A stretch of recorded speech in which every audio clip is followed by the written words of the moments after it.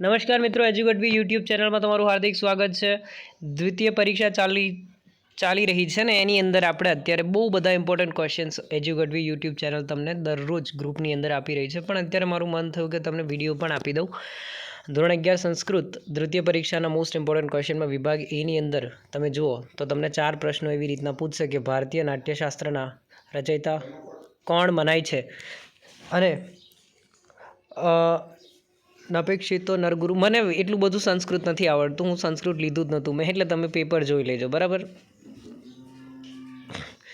પછી વિભાગ બીની અંદર તમે જુઓ તો અધોલિખિત્ય.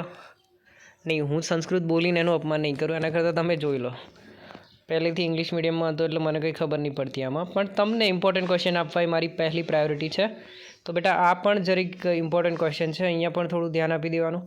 પછી વિભાગ સીની અંદર હવે તમે કહેશો સર અમને આ પ્રશ્નપત્રો જોઈએ છે, તો નીચે ડિસ્ક્રિપ્શનમાં લિંક આપેલી છે. ધોરણ 11 સાયન્સના ગ્રુપની અંદર જોડાઈ જાઓ. 11 આર્ટ્સ કોમર્સવાળા ના જોડાતા, તમારા માટે અલગ ગ્રુપ છે, બરાબર. એ 2 ગ્રુપો આપેલા છે, આર્ટ્સ કોમર્સનું અલગ છે અને સાયન્સનું અલગ છે. સાયન્સના ગ્રુપમાં તમે જોડાશો આર્ટ્સ કોમર્સવાળાઓ તો તમે પાગલ થઈ જશો, ડિસ્ટર્બ થઈ જશો, તમને ખબર નહીં પડે શું છે એમ, બરાબર.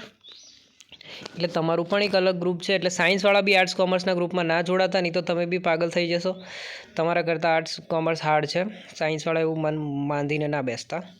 સાયન્સ ઇઝી છે. ચલો, ઓકે.